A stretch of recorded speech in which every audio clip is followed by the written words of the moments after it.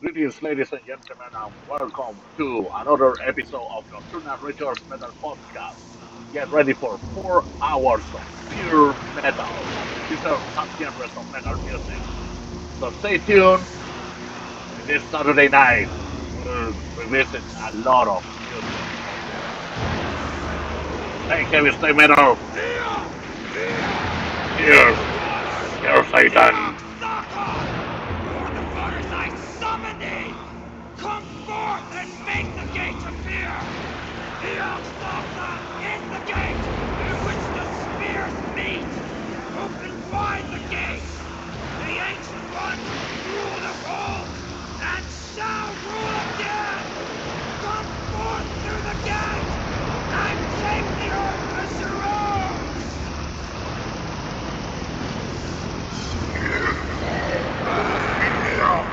Snart blad benär. Sen it's around is in the moon. No is mehr. Men was bestellen. Nej, more för mer. Ser ist more för mer. Snart more för mer. Ser more för mer. Stranen rakt för mer. The sister Simon sin fast för åldern mer. Snart kommer arten mer.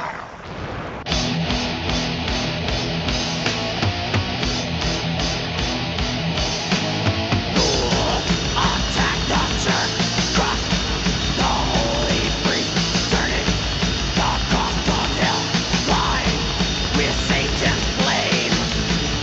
Crush the priest, the feeble church.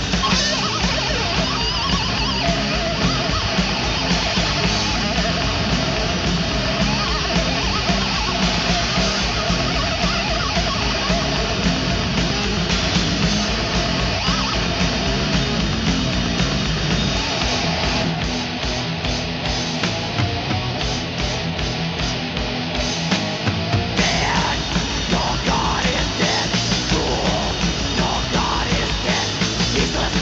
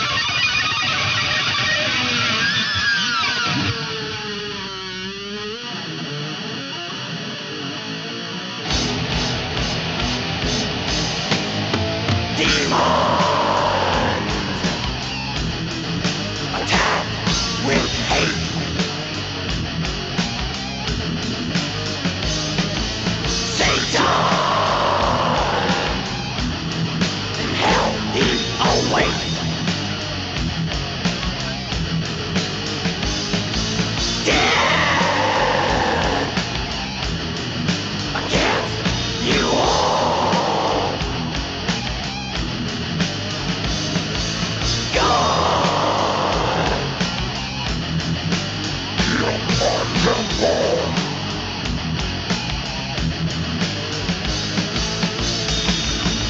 a breeze. The vulture. The family of dog. Lust upon my altar.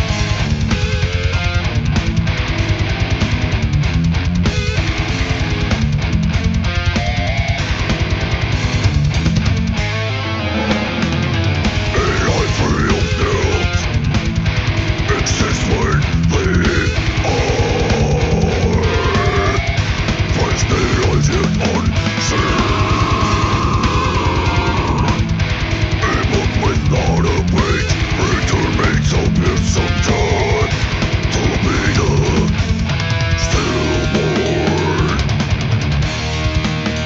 one, morning, stillborn one.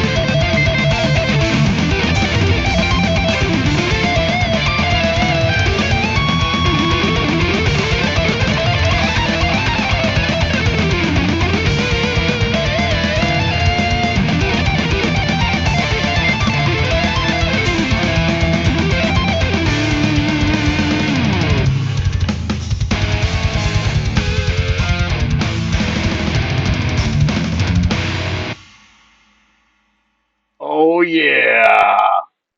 How's everybody doing tonight? Holy shit, we started with a blast right there. I know, sometimes we need a break. Myself, I need a break sometimes. I made about 16 episodes steady, like every Sunday for the past few months since the beginning of May with the whole Nocturnal Rituals Metal podcast, which is actually my personal and shareable, of course, because I made it for myself and for everyone to keep up with the discipline of studying about metal music. And this is exactly what we do here in this channel. So welcome everyone. If you never presented before, if you never had the chance to listen to this show, this is your chance because there's so much to visit and revisit as well. So yeah, and what I say, I'm happy to be here again. Of course, sometimes in life we need a little break, and the last weekend actually it was a long weekend, so I went pretty wild on myself. Like kind of I needed that because I was coming to completion to one of my biggest projects actually that I have finished at the moment. It's not fully complete 100%, but of course I achieved like 80% to it, and of course I didn't do it by myself. I did it with the support of other people who actually believe in the projects I'm realizing and putting together day by day, every single time when I can, right? And at the same time, I got like some excellent news, like in regards to my work placement. I actually passed the work probation period, which is actually I'm really happy with it, and I'm working with a wonderful team of the crew that I work with. Actually, like we have been doing so much, and we're looking forward to do much more, like in regards to the production of the work that I'm being committed to in a full-time basis. And of course, like the other great news is like I'm bringing back the pop culture market on Saturday, September the 20th, which is it's gonna be run for 6 hours from 11 in the morning until 5 p.m. So yeah, bringing so new goodies, of course, in regards to metal merchandise that is coming on the way right now.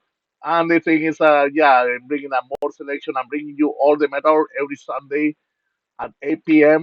And of course, because as I felt that I was indebted for giving you the 4 hour show last week and last Sunday, and I go like, hey, you know what? I'm gonna skip it for today. I need to drink and probably like get to know a few things actually I needed. Drinking is not an everyday thing for myself. It's an entertainment feature that it comes every weekend. It's a given, of course, especially when you work hard. Sometimes it's there for you to relieve your pain, or sometimes to make you think of a greater ideas. So that's my life basically. And of course, I will suggest it to everyone because kind of my lifestyle, yeah, it's a very interesting. It's fascinating, of course, of the many things that I do. But at the same time it has its down times as well. So like just to confess and to tell the truth because I rather get to tell the truth instead of live a life of lies. And that's exactly what happens. But at the same time, I have people and family and friends who understand me exactly what I have gone through. And of course, like it kind of no, just the ending results is what matters. It's about like what you're putting so much effort and passion and integrity into. It's kind of like what it counts the most, like more than the ending result. And this is one of them. Doing Nokturnal Rituals Metal Podcast is one of the greatest things actually I ever done. I'm very satisfied with it. Like a kind of I started first as an experiment that I decided to do about a year or 2 years ago, and now like I'm doing it more steady because like really like a kind of when the years pass by, the whole love and integrity towards my views towards music and all of that, like the older I get, right? Especially at this point of age, in naming my age 44, I feel like actually like I'm being like a more passionate for music than I ever been before. I was known to be passionate before, of course, like it's not that something of before. It just I always carry on with it. What happens is just for some reason it has been hitting harder like over the years, and I'm freaking loving it. So no regrets with it. So enough of about myself. Like let's talk about yourself, and hopefully everybody's doing well. Like like this September is a great season to start new projects and new ideas coming up. Before like it's like another chance, another season that we got to face before the fall and before like the winter, right? And I try to, of course, like accomplish as many things as possible before the end of the year in order like to be ready to start a new one. So let's not look too far, but let's do our best while we can for what is presented to us. That's my message for all of you today. It might be a positive, a neutral, or a negative one, but it's the reality of things because metal made me feel like a much more like a embrace to it, more engaged to life as well, and engaged to death as well. So here we go. We started with some Morbid Angel today with the Invocation and the song Chapel of Ghouls, of course, which is actually a great release from the. This is technically, and I keep saying to people, this is the original freaking first release of Morbid Angel. Abominations of Desolation, it was just disregarded for the record label. It came out like in 1986, but then like it kind of they say, oh no, it came out later on, like it kind of in 1991. No, it's because the record labels they fucked up about the thing or they disregarded that and they decided to put out the Madness as the first album official. It's not the official album. Like as I'm saying to you, the first album is Abominations of Desolation. So stop the whole argument with the whole thing just because the record labels they got their own way to manage or fucked up things as usual, right? Like because they have destroyed the brand and entity of many acts out there. Myself, I go with the true feeling of what actually like for what the bands have done. Um, Abominations of Desolation is the first creation of Morbid Angel, and of course, like they had a demo before and things like that. But the first album that they put together, that actually even when they had a Browning, Mike Browning, playing drums and singing at the time, right? They still had a, what is it? This album actually was founded by David Benson actually. David Benson apparently he's the one who actually put the money to record this album, and he wasn't a member of the band yet. So then when Mike Browning of course he moved on to start what is it, his own band Nocturnus, right? And that's where basically we had we had David Benson jumping on the fold of Morbid Angel, right? But all I can say is a kind of a people they keep arguing about it kind of about the whole thing. Oh, what was the first album of Morbid Angel? It is Abomination from Desolation. Get over it. Come on, accepted it. That was done years ago before a freaking Altas of Madness. All right, so and it's an excellent album. Look at the way how it started. Like the invocation, it's fucking majestic. It's that's a pure way of actually invocating the damn horn one, right? Like damn Satan, bring it down to the light of the earth and everything, right? Like you kind of have it here, hanging out with you and drinking beers and smashing this and doing drugs, sex and rock and roll or whatever you wanna the fuck you wanna do with Satan, right? But this is the way actually you do it. You call him out by the invocation to the Chapel of Ghouls, right? Then we got Extreme Noise Terror, Utopia Burns. The song Utopia Burns. Guess who's singing? Barney Greenway, of course. Barney Greenway took participation on the album Damage 381, which is actually that was the album marking the transition of going from crash punk music into more like a death metal style for the extreme noise terror. If you're not familiar actually with their whole transition in regards to the musical styles, how basically they started as a cross punk band and then basically they evolved to freaking a death metal, extreme death metal and shit like that. Man, you're missing a lot. Seriously, go and do your fucking homework right now. Seriously, you're gonna have a fun time studying about the whole discography of Extreme Noise Terror, and this is exactly the reason why I'm playing you Utopia Burns. That was purely sung by Barney Greenway, and the fucking guy never disappoints. Whenever he sang for Benediction, whenever he sang for Napalm Death, he's still singing for Napalm Death and all of that. But when he had the chance actually to give his best shot at a damage 3-1, he really produced a freaking damage right there in your fucking ear with extreme noise terror. So carry on with it. Let's say let's carry on to the next song, which is actually we got to fulfill you in warfare, with a diesel flesh. Where I took one of the songs from the Mark of the Legion. That was the time actually I got the chance to see Diesel Flesh live. It was for one of the tours of the Blood led in North America. I think it was either number one or two or something like that. But I was really young at the time. It was the year 2000 that basically they were doing a North American tour with bands Internal Bleeding and stuff like that. And basically I got to know Diesel Flesh over there. And these guys even I got to open for them eventually for one of their albums releases later on, in year 2004, right when I had my band Corporate Riot. I still have my band Corporate Riot, by the way, because I'm working hard with it, along with my drummer. And of course, just to announce in that part of the Corporate Riot, we're looking for a guitarist and a bass player. So stay tuned for that. We're gonna start the auditions very soon. So an ad is gonna be placed very soon out there.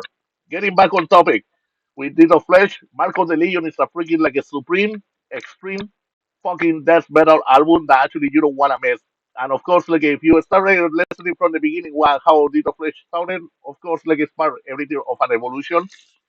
And all I gotta say is I freaking these guys never disappointed. And Rip, rest in peace, the singer, a guitarist and founder of the band. Fuck, that guy. When I hear the news, actually that he passed away years ago. Actually, back in the when was it in 2018 or something like that. Fuck, it was freaking devastating. So yeah, I paid a tribute to him, like a kind of reminding the fans actually about his passing, and basically a kind of I posted on my corporate riot page about that because I had the chance also not to just be a fan of his, but I also got to share the stage with him as well. So rest in peace. And then we jumped right away to Necrophagist. I was thinking about Necrophagist because this is another band, that it has so much potential out there, and basically they got to record one demo and two albums, and then kaput. It was like a broken promise actually that they were ever going to make it back. Especially even at one point there was a GoFundMe at some point that basically they wanted the band to get back together for the sake of it to satisfy all the fans and all of that. And guess what happened? Like the guys they never fucking came back again. But all I can tell you about Necrophagist, the first time I got to see those bastards, and especially when I got to see them twice actually, luckily. But at the same time, when I got to work for them, I was really impressed in how they were like a headlining actually uh, how's it called ah the Summer Slaughterfest of a year 2005 2006 or something like that. And these masters actually the first thing that they did is that they come in this freaking big massive tour bus, and the tour bus it was covered all with a freaking like a this adhesive thing, whatever they put like to the vehicles, like a and they put this artwork actually like of flames coming out of the whole guitars because Ibanez was the main like a kind of a sponsor of the whole thing. I say Necrophagist, like a North American, like a Summer Slaughter Fest and shit like that, right? Like a fucking big. I was impressed how these guys they made it such a big deal. They were the big deal, where especially their second release. I was like, what the fuck's going on here?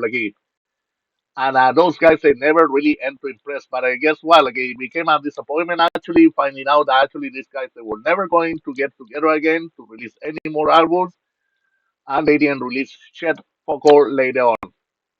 So it's quite sad in a way when that happens, right? What can we do?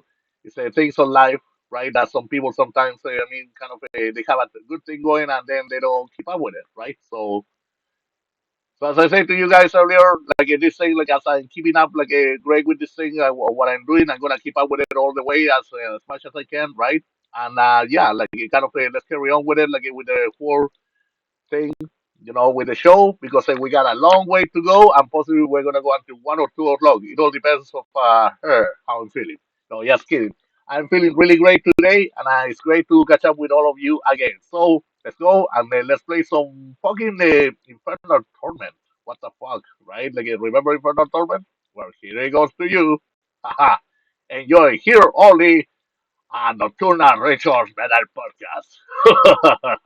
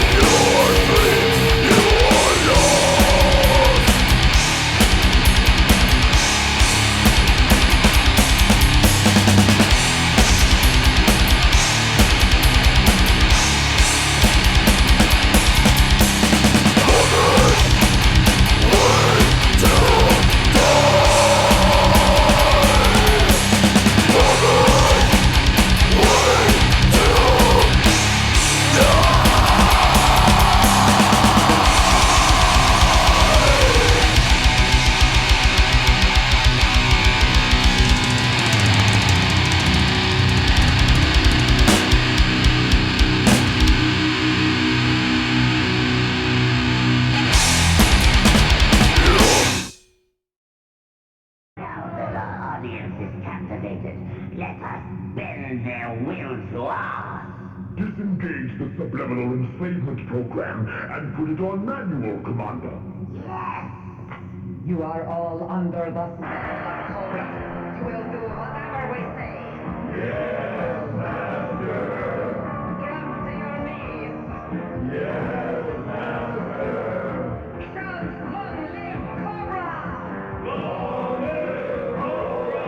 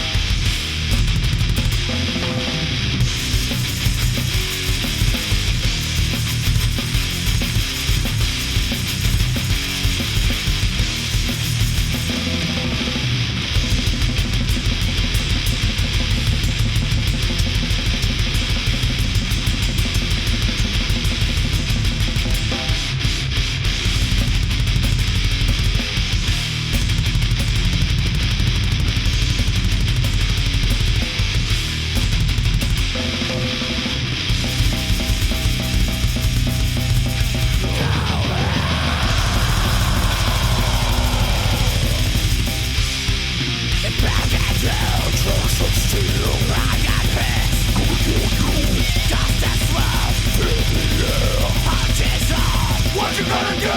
Chariots of the conqueror's right. I am peace of Utopia. Dodging for an fever face. Running your sight, you live Master, laziness, rotten luck, time to die. Down the side, move blood, shining storm, don't forget. Mission lost to the sky. Overrated is going to burn.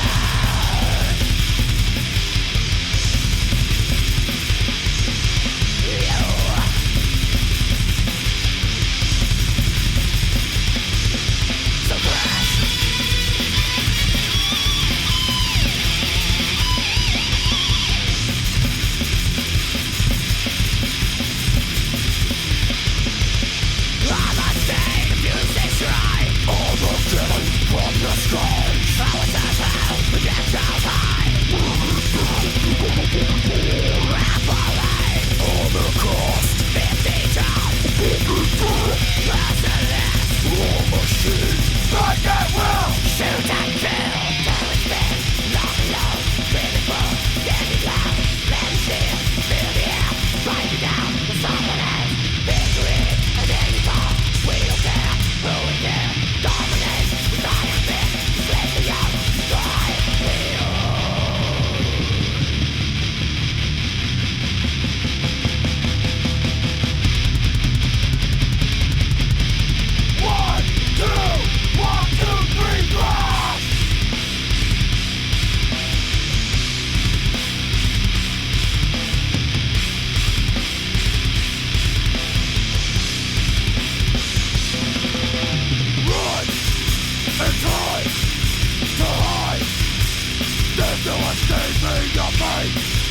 You'll see as you die. Cobra reigns on control. Resistance as the serpent's corners unwind. The pain is like the venom that tears your spine. Worlds crumble as atoms collide. The pain is like the venom that tears your spine. The venom that tears your spine.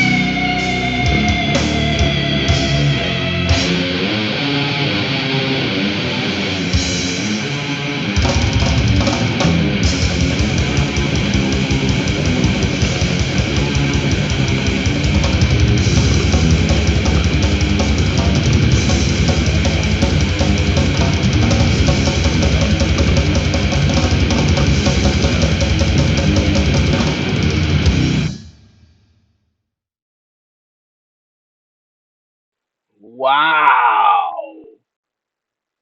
Can you believe that? Time flies and brutality still remains here. Only a Nocturnal Rituals better podcast. God damn it! I can't damn believe it. Like time really goes fast, eh? I don't know what it is. But still, I can't complain. We have gone through a lot of fucking brutality right now. We started with Hate Eternal. Fuck. Revisitation of a long time, actually, let's say. Um, who the hell recalls like the first album of Hate Eternal that was released back in 1999?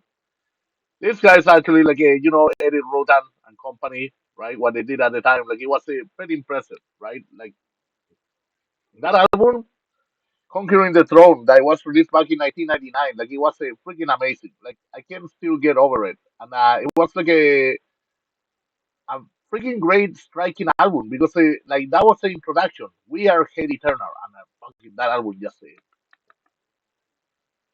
yeah, there's no turning back from it. Like, it's fucking like it strikes you like a hard, motherfucking hard. I chose the song Catacombs. Catacombs, yeah, like I always like to me like a kind of a mark me. I know like a kind of the rest of the album. I mean, it's hard to choose what song you like the most or one not, right? And that's what it is. Hate Eternal has a very extensive discography, but I kind of in a way I started kind of lose track of them after I Monarch kind of thing. Like, I mean, I got the album King for Our Kings, and then I Monarch, none of that. But then I lost track of them. Simple as that. And sometimes that happens with some bands, like a kind of a because either it's not like a kind of so much like one loses interest in certain bands. It's just what it is. Sometimes certain albums, some releases that they have out there, they go barely unannounced, or they don't get the support that they need to, like to be promoted properly.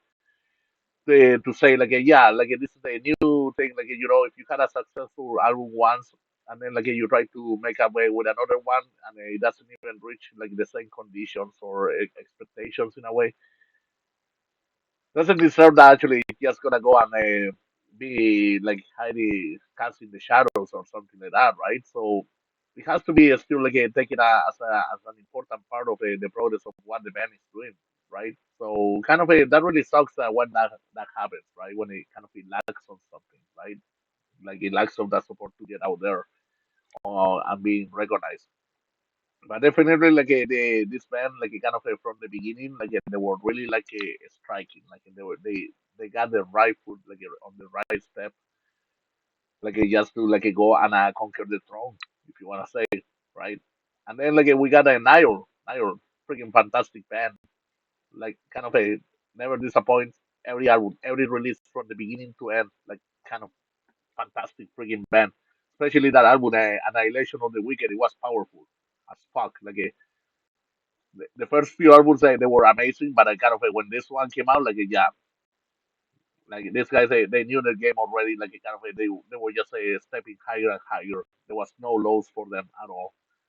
And all I can say is like a kind of the sacrifice unto Sebek, freaking amazing track, right? Like it's hard sometimes for me to pick up tracks of a remarkable albums like this. That actually they mark the history, like the entity of these bands for what they made them like to to have their true essence and importance like to the rest of the world. So yeah, like this album that was released back in 2005, like this was like yeah, they're still their prime. I don't know, like they have had their prime since the beginning. Like they were actually like kind of a relapse records. I remember when they introduced them in that relapse compilation, like along with bands like Exhume and so many others, like like a regurgitate all of that. Like it kind of there's so many bands actually like they appear in that compilation of what I recall. This like Nile has been always striking. Like they were coming with something. Like they were onto something right from the late '90s basically and onwards. They were going to take over the world for sure. Then we got this freaking twisted freaking band, Severe Torture from the Netherlands. Like I remember the first time I listened to them. Like fuck man, like Feasting on Blood. Like what a freaking amazing album. Like I was like my friend, longtime friend Brian showed me that album. and he had it in his collection. And I was going through his discography. I remember when I was like living with him at one point for a few years, and I scored my iPod, and I was going through every single freaking CD that he had. And when I check out like a Silver Touch, it was like, holy shit, these guys are brutal as fuck. That bass, that damn bass, so remarkable. Holy shit, pure distraction, like annihilation to the max right there.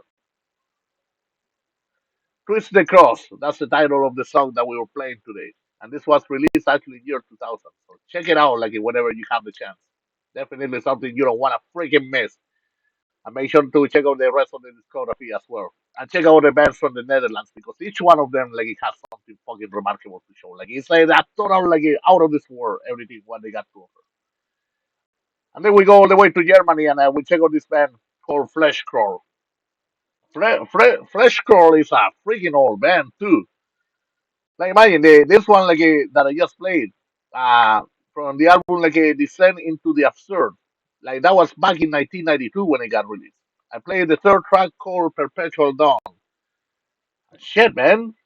As you can see, like kind of a no matter like even imagine like the range, like kind of the distance of each song album like that I have played so far, like no matter how many years difference it has, just the way like they are so remarkable. Like they just like kind of a they it's almost like they freaking like leave a mark in your freaking flesh, like in your skin, right there, like a heavy, deep mark for sure, like with their death metal style, like especially like during those years of evolution of death metal. Every country had a different concept of what it is death metal, but I kind of like imagine like the way the alienation, like kind of like how everybody like it was connecting so well about the style, what they were really standing for. Holy shit! Like yeah, fuck. Isn't it fucking amazing actually like what we go through? Like it's just freaking like fantastic the whole thing. I don't know what to say. Like sometimes it impresses me, like when it comes to the whole music thing, like like how like everything like it comes together, right? And yeah, like pretty much that, right? Like a kind of a trying to think right now, like of course, like of, what the fuck am I gonna play? Like a kind of just to also like to finish like one of the sections over here because we're about to complete 2 hours of playing music, right? And the whole idea is I always try to play like 20 tracks per 2 hours, right? So then like we can continue the 2 hours, but I'm gonna take a tiny little break, which actually is gonna consist of 10 minutes, right? And I'm gonna play you something like that's gonna basically transition to the next show or what it's gonna be like, right? So, anyways, like here I'm gonna go and play you something like a. Let's see. Just give me a little bit of time because I need my time to like to take a deep breath and then figure out like what exactly I'm gonna play you, right? Oh, here we go. So what the hell, right? There's always something. Yeah, why not? What the hell, right? No turning back. All right, here we go. Be ready and surprised for this because I don't think you're gonna listen to it in any other fucking radio show. Don't lie to me, seriously. Only on a Nocturnal Rituals Metal podcast you will hear the most fucking rare shit. Here you go.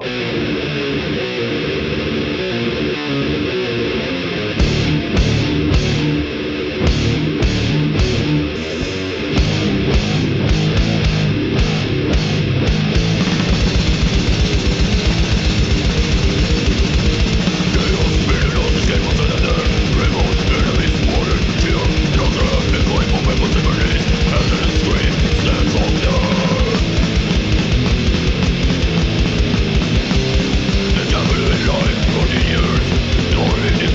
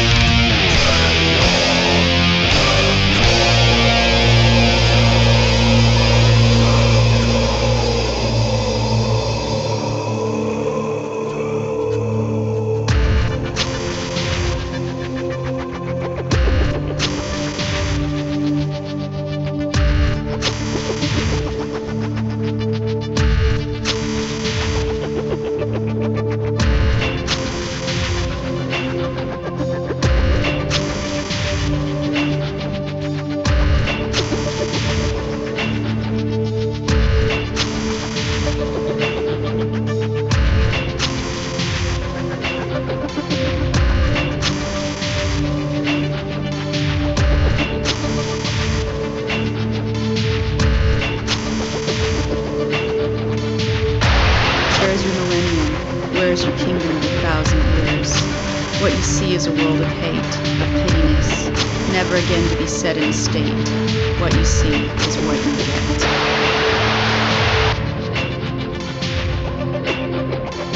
I am Satan, I am God, I am Lucifer, I am Jesus, I am any God that man has ever created because man has created the God.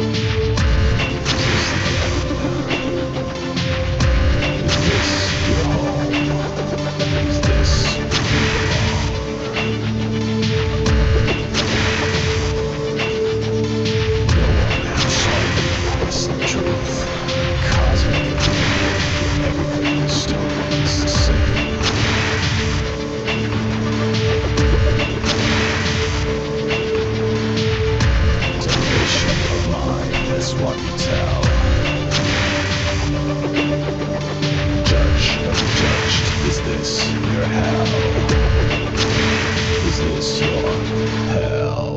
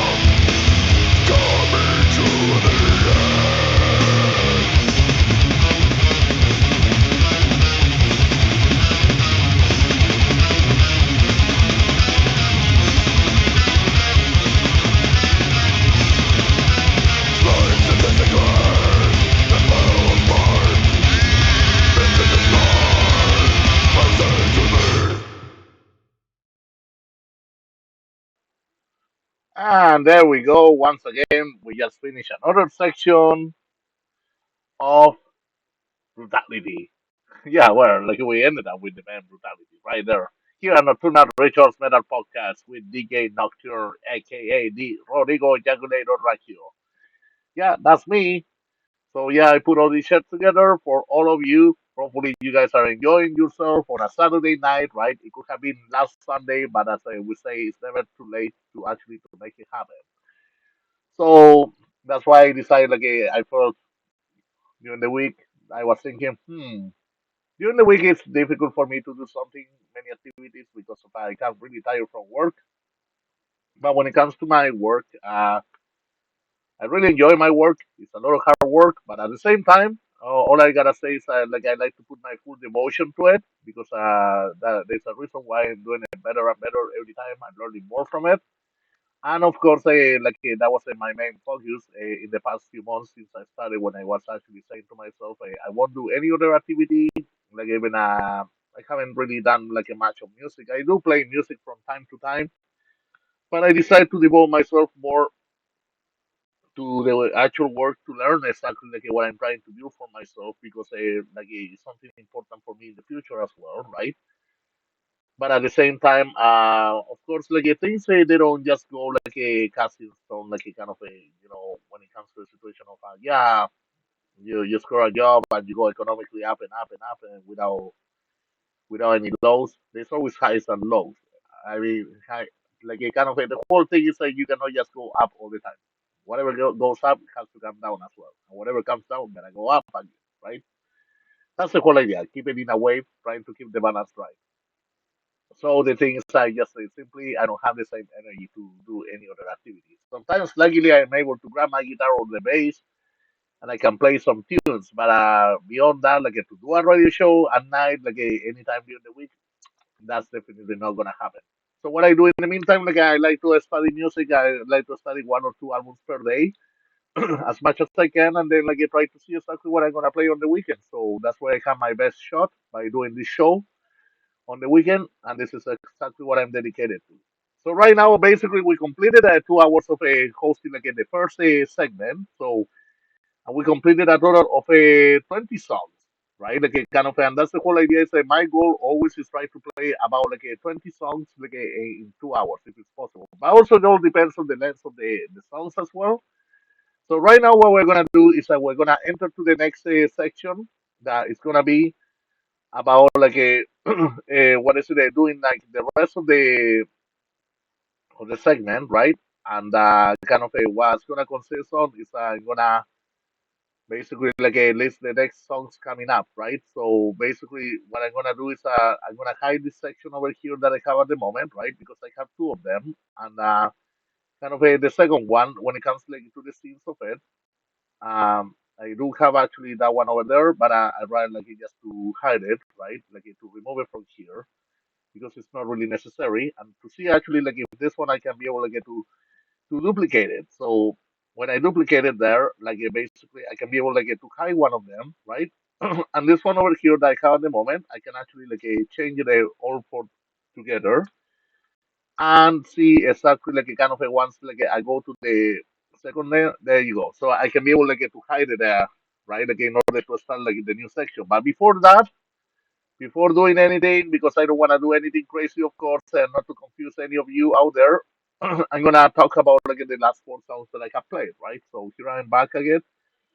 And what I did is I started with the song "Forever in Bloom" by the band Vomitory from the album Redemption that was released back in 1999.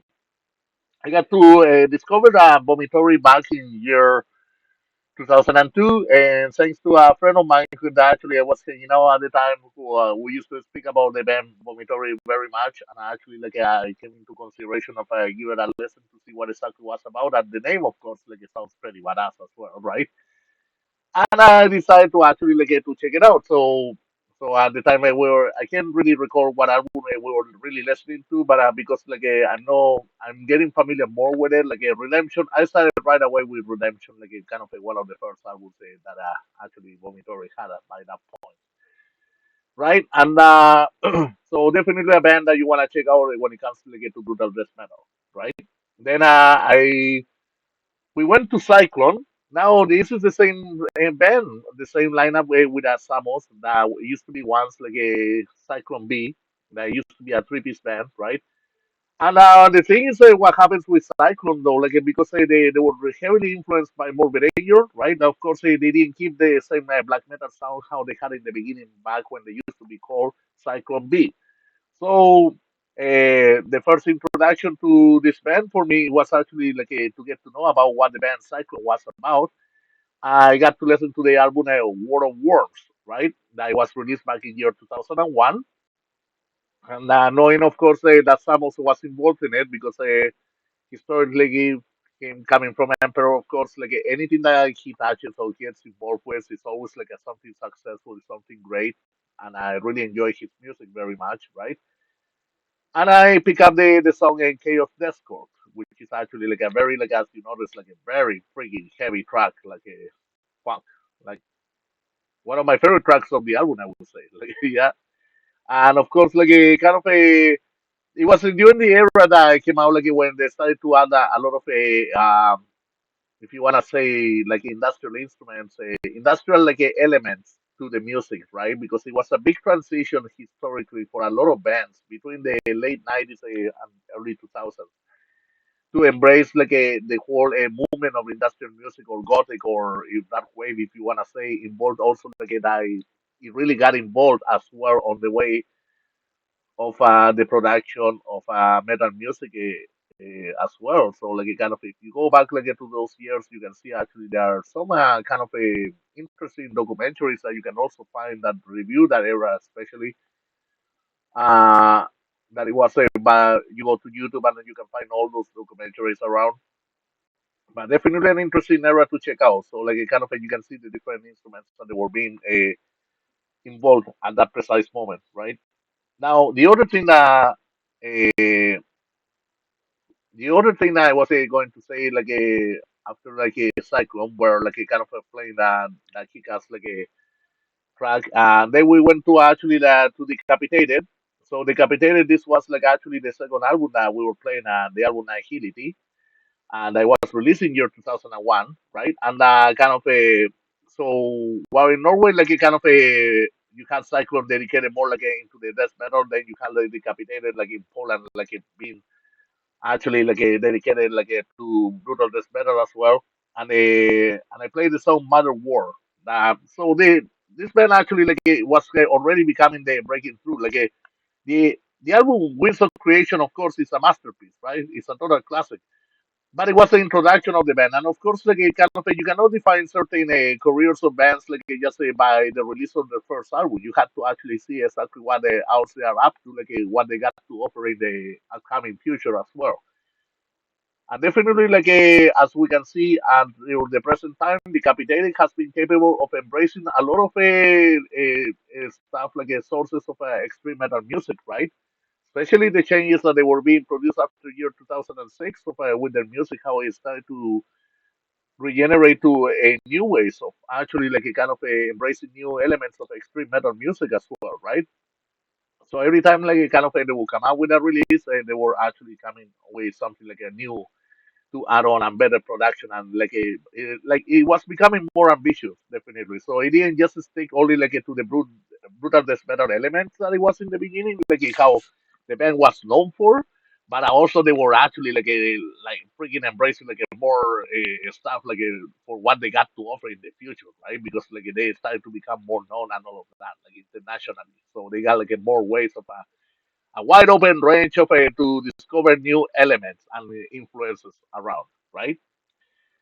And then we ended up with the band Brutality, which is actually a classic band, uh, classic death metal band, especially that album, Streets of Anguish, released back in 1993. We played the fourth track of the album, it was called like a Septicemic Plague, and yeah, the name says it all. No question about it. First time I heard about the band Brutality, of course I was younger, a teenager. I was like, this is it. Like kind of a I wouldn't doubt about a band. If a band calls themselves like that, you better fucking no question about it. You just gotta freaking like put the cassette on and just fucking blasted it to the max and listen to it. And that's exactly what I did when I had access to the band Brutality the first time. Like it got away, and I found it on the record store back home, and I just I bought it because of the name itself. It spoke volumes to me. So yeah, there you go, and we had like a blast of a freaking like a death metal music. Of course, the first segment was based on a lot of death metal, brutal death metal, you name it, whatever you wanna call it, metal at its best possible, right? And we're not done at this precise moment. As I said to you, I'm gonna be actually like a kind of a going through a transition right now in which consists that actually I'm gonna start the new playlist of I'm gonna play other 20 songs more, for 2 hours, right? And we're gonna go until 1:30, whenever the fucking we feel like. So the night's young. Why the fuck no? Let's do our best and let's rock on here on Nocturnal Rituals Metal Podcast. The first question is though, as I said to you, I need a breather right now. I need to know exactly what the fuck am I gonna start with, right? While basically we're just going to hide our segment, the kind of a go no, not me, of course. There we go. Okay, so I can be able to start with the new range of things, right? And that's exactly what's happening right now. I'm kind of confused in a way because I have to do these thing changes that I do in order to redo the whole thing, right? Duplicate. There we go. And then what I do is when it comes to the duplication of it, right? I have to make sure that I don't delete the information previously, right? So basically, I can start all together again, and that's the whole idea of it, right? So there we go. It's all clear up now. But I still in case of anything, tomorrow I'm doing the show again at 8 o'clock for 2 hours, right? Like on Sunday nights, because as I say to you, today is a day for me perfectly to catch up with things. I didn't have anything else to do. There was no band practice, of course, because as I say earlier, like a kind of a big announcement is being set for tomorrow, in which actually we're gonna start looking for a new guitarist and a new bass player. So let's see how things go. My brother and I, of course, they were not happy with this whole situation. So basically, that's the reason why we had to actually do what we must do, right? And that's pretty much it. All right, so welcome to Nocturnal Rituals. My name is Rodrigo Jugulator Raquio, A.K.A. DJ Nocturne, and I'm here to perform for you the best selection of music. Hope everybody's having a great weekend, and this is all for you. Enjoy the metal, only here at the Devil's Cellar.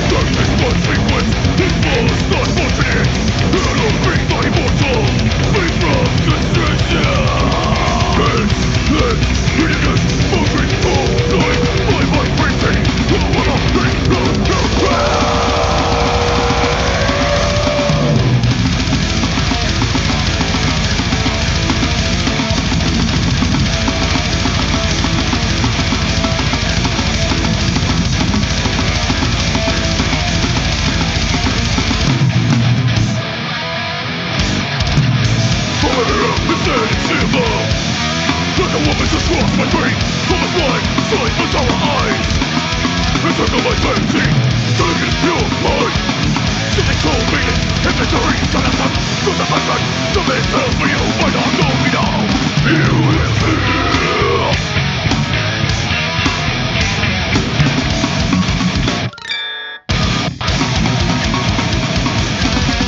First fucking things first, when on you aspire. And the son of Hella will disappear for a while.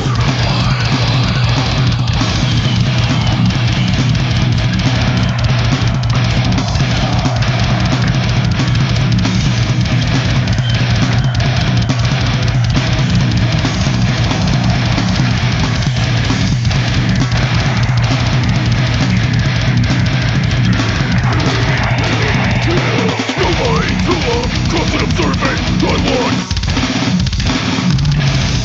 Police, let's go, my 3 years so proud. Enemy, for helplessness, and user, just as helping, render useless. No less than needed. Sleep the deep slumber. Cleverly infiltrate the daily procedure. Enjoy it more. Perfect timing, perfect beauty. Bring you far, revising from my full remaining answer. All my bringing, you will turn me up. Una verbena, una cortina. Look at step, not a castle, no cash for separation.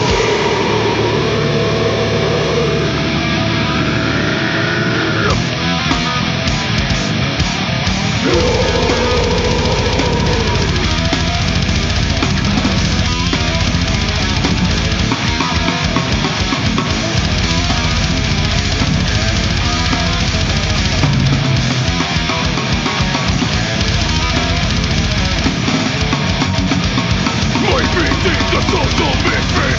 Never cares, never cares. Never fear, powerless is the distance.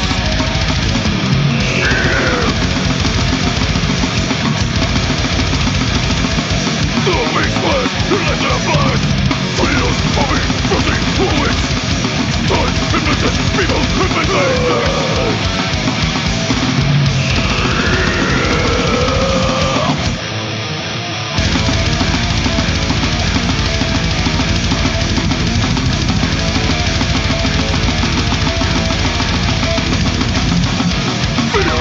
It's unmistakable. Going, building, creating, ascending. Creating, level, will, remember, the your flame desires.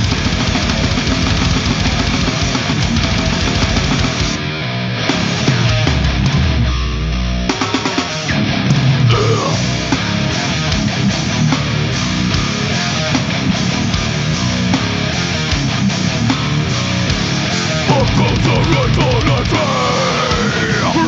The misery, in league of my own. Hero parade, enough be a one. In every hand, this much fun is a couple deeply in obsession. Choose the winner.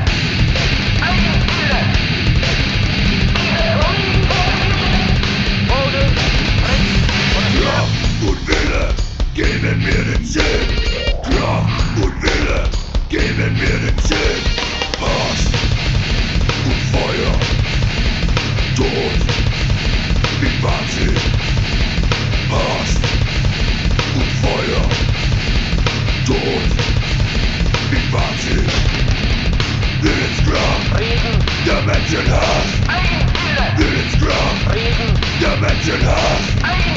Minutes from Dimension Half. Minutes from Dimension Half. Kraft und Wille geben mir den Sinn. Kraft und Wille geben mir den Sinn. Hass und Feuer. Tod in Wahnsinn. Hass und Feuer. Tod in Wahnsinn. Midnight's Dimension House. Midnight's Dimension House. Midnight's Dimension House. Midnight's Dimension House.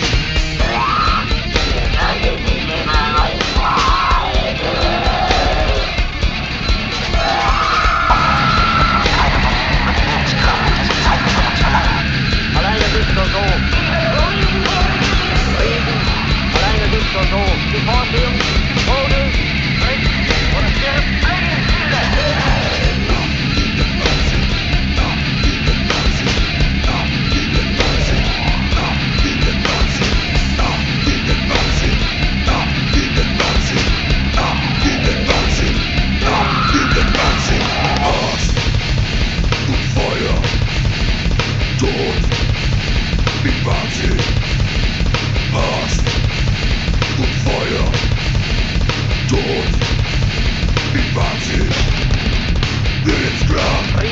Dimension Half.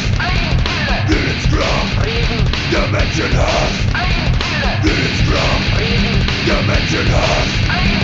Minutes from Dimension Half. Minutes from Dimension Half. Minutes from Dimension Half.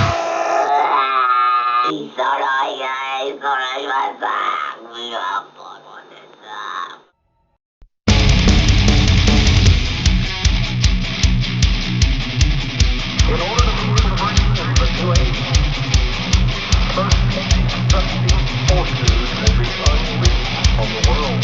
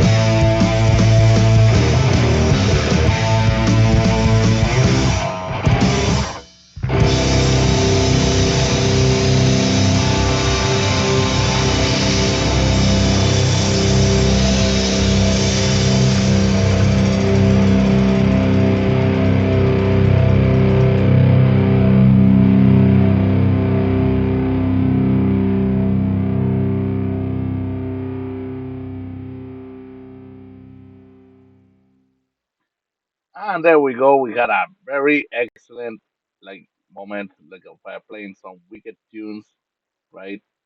We started pretty good actually. Like this whole thing, a second, just making sure that actually it appears the playlist over here as well, right? Paste reference. There we go. Okay, that works even better. Ha. Things of technology, when you have to catch up with one thing or the other, right? Eh, eh, eh, eh, eh, eh. Yeah, pretty much. All right. So here I am. Yeah, I move it. Yeah, please. Yeah, there we go. Okay. So yeah, so we started first like for our third hour because we're going for another 2 hours of playing music, right? Again, kind of as I said to you, I wanted to do a special of 4 hours last week, but now I got all the time of the world for that, so I can be able like to complete my mission, my my devotion to this radio show of the Nocturnal Rituals Metal Podcast. I wanted to actually to do a transition of things, especially when it comes to what we played earlier in the first segment that was dedicated to a lot of death metal music, right? So this time, like actually, I started with something death metal, like more like a in the cryptopsy vibe, right? With especially with the era of Mike DiSalvo. Never forget that guy because he was a great performer actually as well. Even like not the same like a Lord Worm because everybody goes fucking crazy with Lord Worm. But it's not about fucking Lord Worm, and there's a reason why he didn't stay for the band in the band for so long either. So you gotta accept the changes sometimes, and you gotta remember that Lord Worm got to record like a Blasphemy May Flesh and also the Non So Viral album, right? Which is actually like their classic fucking albums, right? That gave the identity, the recognition of what cryptopsy is about. But then you have to remember that part of the evolution of the changes, and also knowing that cryptopsy changes of vocalists so many times. Mike DeSalvo enters the fold and with Whisper Supremacy, right, back in 1997, 98, right? And then after that, basically, gets to record also the album, and then you will beg, and that's exactly what I play you guys tonight. I play you something from the album, then you will beg. That was released in year 2000, and actually was a fucking spectacular album, and that was my introduction, my true introduction by seeing the band live as well with Mike DiSalvo, which is actually is one of my favorite performances I ever seen before in extreme metal music. And basically, this guy, he was a kind of guy who would step on the stage and give it all or get the fuck out my stage, kind of thing. Same deal. I'm the same way. Either you get on the stage and you give the best of it, or get the fuck out, give the chance to someone else can do better than yourself. And the thing is, I played the last track of the album and then you'll beg. I played the track Screams Go Unheard, which is actually spectacular. And the reason why I always like that song is because like even these guys when they had to perform live that song, they will bring the didgeridoo, right? So they will go like doing like with the whole throat singing and stuff like that. But I got ready to go with a long didgeridoo that was actually made of wood. This one, right? So it's a fucking spectacular live, of course, right? And this is a long play of it, right, as well. So that's why I was trying to imitate the sound as well earlier when I was introducing to a song because I just fucking love the sound of the didgeridoo.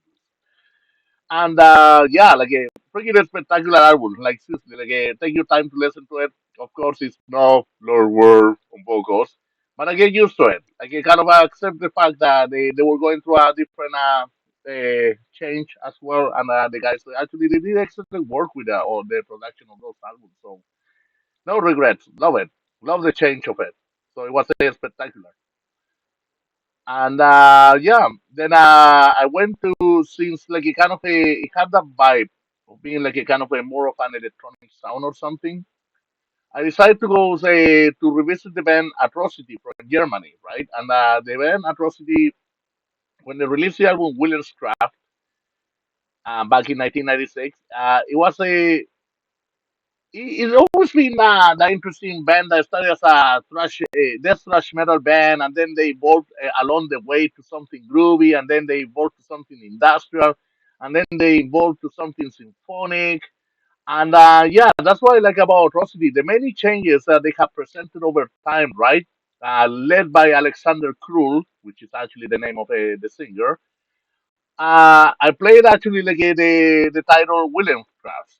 Williams Craft. That's how it's called, right? And And basically, as you notice, it has like a lot of industrial like sounds, some interesting sounds on it, especially like a kind of the double bass. How it sounds like it sounds almost like a typewriting machine kind of thing, right?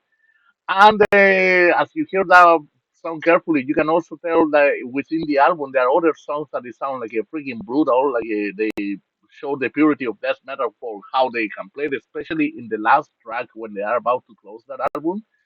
The Hunt is on is fucking brutal, fucking pure death metal right there. And I know freaking kidding around, like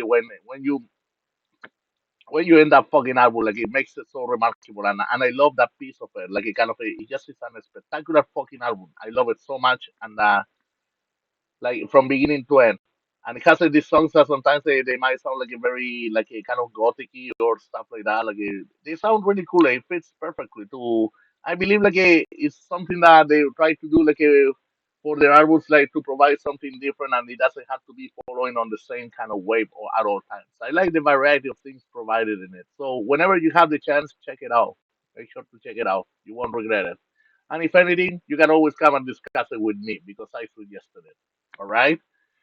Then we jump to Fear Factory. I started to feel kind of that vibe of the industrial sound on it and everything. So I go like I gotta play something from the freaking Transgression album, which is actually a fucking spectacular album. I love it very much. Like I totally enjoy that album. No regrets.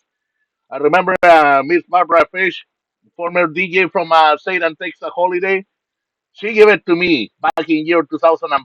What was it, in year 2006? She gave me that CD or something. And when it first came out, this album or something, like she gave it to me for free. Like she was giving it as a raffle thing or something, like during her plays. Like whenever she would play at the bar, she would bring a bunch of CDs and she would tell you, yeah, take one of them. And I remember I took one CD of the Fear Factory Transgression, and I took the CD of Brainstorm. What is it? Monster. How's it called? The inside the monster. How's it called? That album. Yeah. Yeah. Yeah. But something. Liquid Monster. That's the name of the album. Anyways, the thing is, I got to pick up those CDs, and the Fear Factory one is really freaking like a marked me pretty much a lot. I was actually looking much more forward to it because it's been a while. Also, like the time that I didn't hear really so much Fear Factory. I listened to the album. What is it, Digimortal, but I wasn't too impressed with it. Like I know, like kind of a lot of people they were really into it, but for me personally, I like much more the obsolete like album, like for what they released at the time. So I was like kind of yeah, okay, like I want to hear something new of Fear Factory, and this was pretty much the album that captivated me. I would say so. Totally enjoyable. Check it out whenever you have the chance if you haven't listened to it.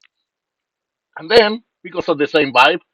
I was thinking about like going to listen to something like from the band Interzone, and of course Interzone is the kind of industrial metal band that Rob Urbinati, the frontman of Sacrifice, had actually like made like a form put together in the mid '90s or like a kind of like a late '90s, and I played something from the release that it was called Sidonia that was released actually in 1999, and I played the third track that is called "Bleed Me Dry," and which is actually about a very interesting, very like a powerful style of a combination of elements that between industrial and metal music that.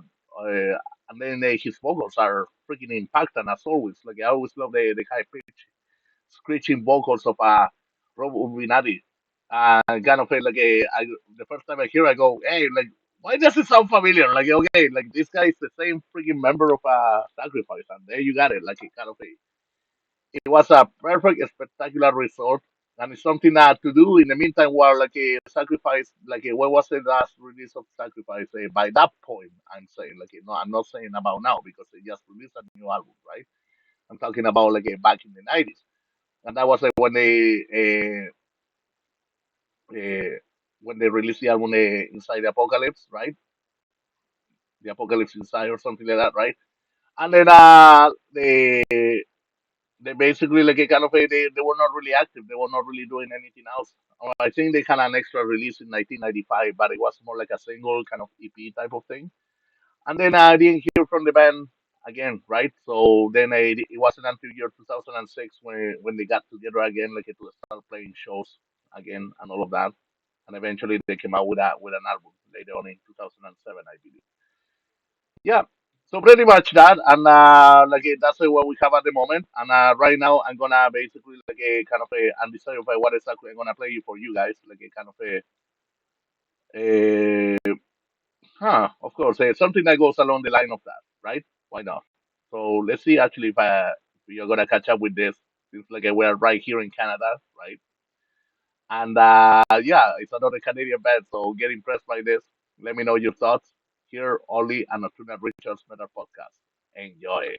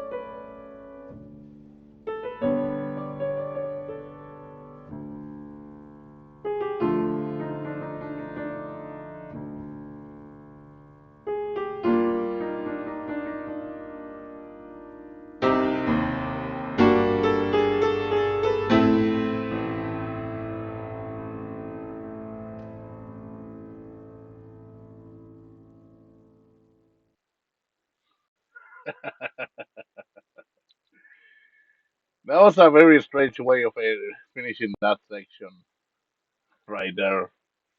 Because music we should have no limits in any way possible, right? And also the way you wanna combine it with other things.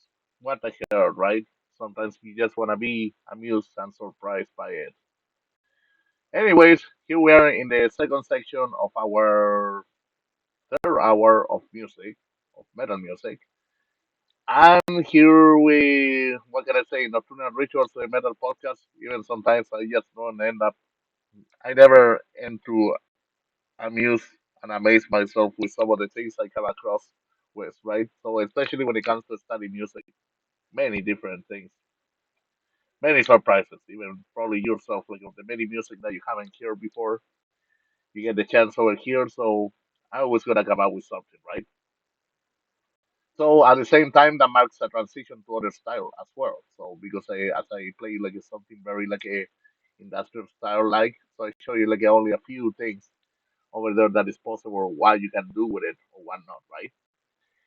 So in our second section, we started with Voivod. We played the song Project X from the album Negatron.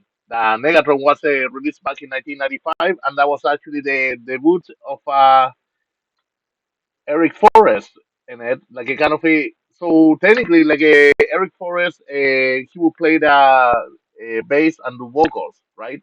By that point, so like there was a change of lineup, and the only people who remained over there was a Piggy and a Way, and yeah, there was no Blackie anymore, right? Like a kind of a probably Blackie left a while ago, right? Because he was the original bass player of Voivod. And then we got a different like the music style. As you can see, like it's very different. Like to kind of a Volvo has been always about evolution.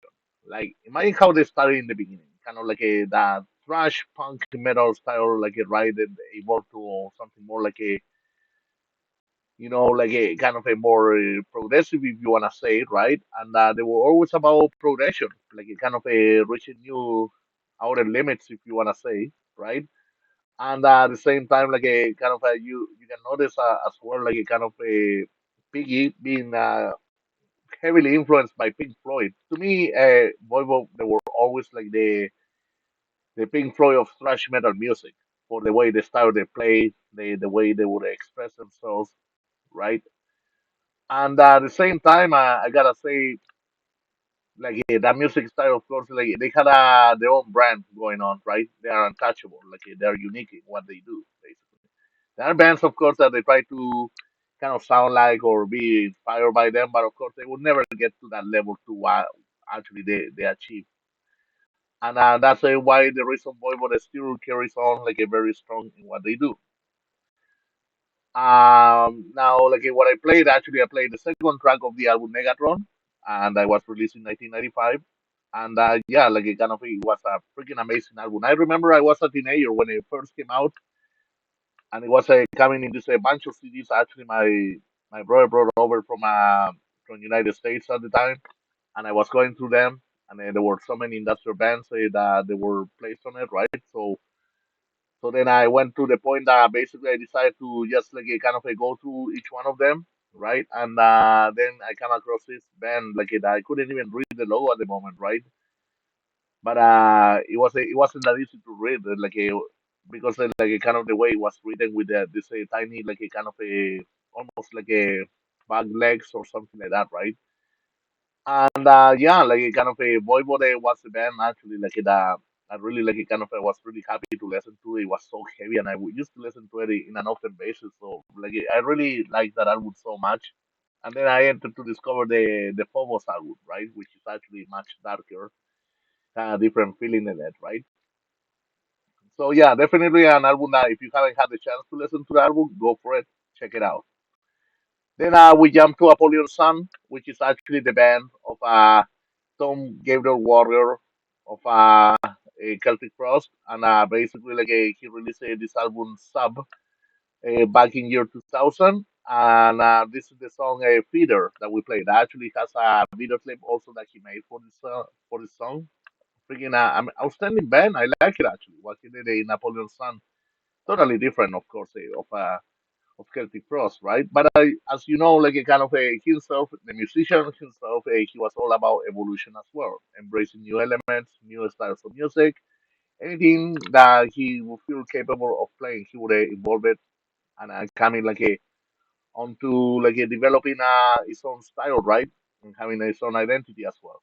An untouchable band. Many bands say they want to be like Celtic Frost, but they would never gonna freaking achieve the same what they did for sure.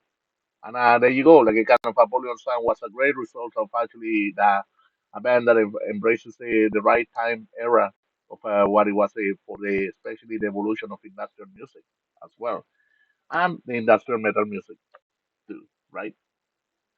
Then we got Dancing. Dancing, I played Dancing 5, which is actually one of the most despised albums, I would say, like by Dancing. By actually by the fans of Dancing, I would say. But I remember, to be honest with you, that was the very first full album of Dancing that I listened to. And it was quite interesting because I remember when I had access to it, to that album, I like it from the beginning. I listened to it, I go, hey, yeah, this is cool, okay, like because I like industrial music already at the time, right? But I wasn't sure about like who Dancing was, and started to study the history of it, and then I started to see video clips on the music channel, the metal channel actually they used to be played back home, and I started to find out more information about it, like about like who Dancing was and where what was his origins and all of that, right?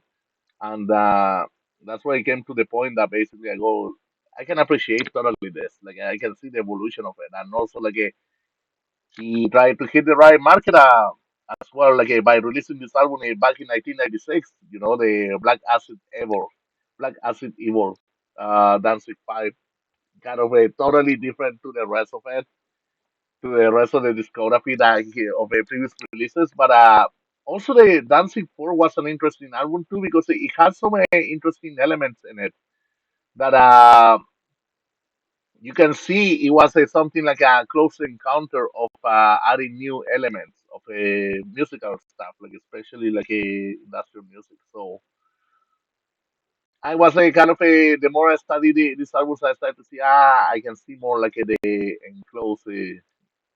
close encounter with it, like with the music and its evolution itself. So yeah, that was enjoyable for sure. And then like a kind of I came to join this girl and I was trying to remember like what was the track that actually I liked. That it was kind of like industrial in a way. And you know, don't this guy is a fucking weird band though. Like I got to see him live actually 2 years ago in Medicine Morse of Montreal. But holy fuck, I mean, I was impressed with the performances and the music evolution that they have provided over the years, right? And how they're still going strong for what they initially started with. And the thing is, I was thinking, fuck, like that album. I remember when it first came out, the 666 International, like because all these bands that they were under Moonfog Productions, Moonfog Records, that was like the what is it, the record label of Satyricon. I was thinking, yeah, a lot of these bands actually they seem like they have this a new portrayal of industrial music and stuff like that, something very fucking modern, like for what it was compared to the rawness that they used to portray like in their cover artworks or things like that, or satanic symbolism or anything like that, right? And you find this 666 International like a cover artwork when I first saw it, I go like, it's the same, right? Like the fuck, like what a change. So it was kind of hard to accept in a way the change because it was kind of drastic. The same way they happened to make it with the Grand Declaration of War and shit like that, and all the changes that a lot of bands they went through a covenant with their when they became the covenant and things like that. It was a little bit overwhelming the whole change. Like let's be fucking honest about what was going on at the time. It was like strange, like especially like when it comes to certain music, like there are certain things that certain changes are too drastic, and sometimes you cannot just fucking take it, and you want to give it a break or want to give it some time. And then like you grow older, and you sometimes you catch up with it, right? I'm gonna tell you honestly, like I'm gonna give you an example, like when it comes to the bands, like fucking Arcturus. Arcturus, that's a fucking band that actually, I not so long ago I played some Arcturus, right, from your stuff, right? But fuck, like kind of the changes they went through eventually to how they all this avant-garde thing, like right, like it kind of sometimes it's way too advanced for its time, kind of thing you wanna say. So yeah, so so I played that track thinking that it was another track of what I listened to previously of A66 International, and it was just like a very soft piano piece, right? But at the same time, by being a soft piano piece, like that gives you an introduction of something like a really cool to have a cool understanding of kind of what's coming up next, right? And and yeah, like kind of what else can I tell you? I don't know, like kind of that's the thing with music, like it just comes in different shapes and forms, and it's up to us like how we wanna take it or not, right? So like I mean, I'm not here to obligate you to follow anything, right? Speaking of piano piano pieces as well, right? So I started to think, okay, like kind of I'm gonna play something related to that that actually can go along at least with the thing with the accompaniment of it, right? So here's something for you guys. Like we're still like we got lots of time to play lots of music here. Like we're not in a rush, so hopefully you are enjoying your time here. Stick around because I got a lot of surprises for you, and here's one of them. Enjoy it here on Nocturnal Rituals Metal Podcast.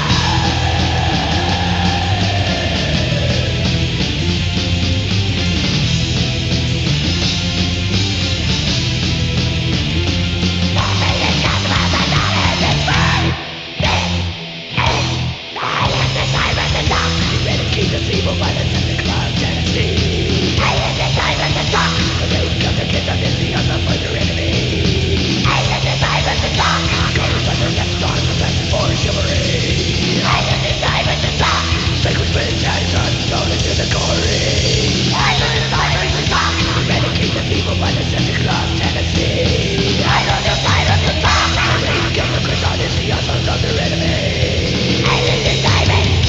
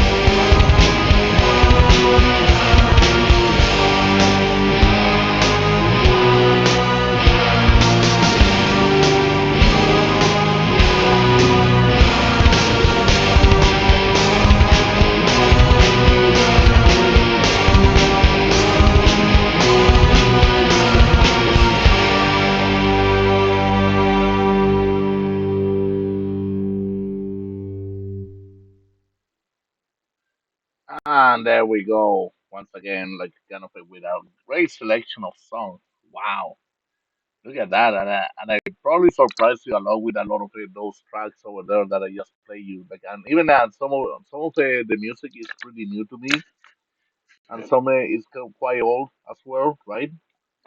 So here on Nocturnal Rituals Metal Podcast, as I always say, like kind of we play you some stuff that you might know or that you don't know it, but of course it doesn't mean because you don't know it, it means that it's not good at all. You just say we gotta do our homework and we're gonna do it together, one way or the other. So we started first with the band Eternus. Now this band actually Eternus like a very they had a very solid career like going on like kind of for many years, especially like when I had the introduction of a to the first release Beyond the Wandering Moon, like that really like was impacting. Like I remember, kind of by the point that I got to find out about them, they were what is that? They were promoting their third album, the one with the really freaking bad cover artwork on it, where they're basically like they appear all the members like doing different poses and they're all set in flames, right? But what is like that cover artwork was so fucking ridiculous, but the music was so fucking good. And I remember going to this place in HMD, like where they had the metal section. I find like this copy of Eternus, right, of the first album Beyond the Wandering Moon. And I got it, and it just strikes me right away, like the piano part when it starts, like when it does the intro for it, right?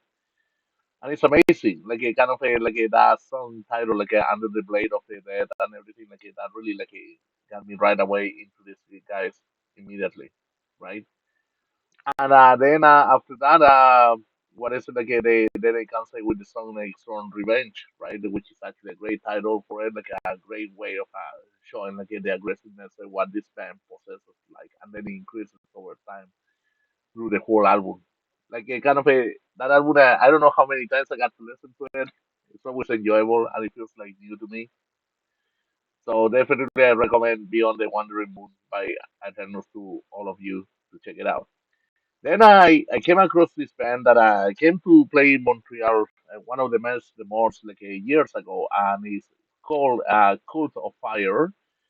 And when I was trying to read like exactly the titles of the music and all of that, first of all, like a kind of they are written in Hindu, and what is it, like a kind of a just a like I picked this song like actually the third track, actually the fourth track of the album Ascetic Meditation of Death, and the song is called Black Matter. As you can see, I put the translation to it. I put exactly how it was written like initially, and then I put the translation of what exactly meant the title, right?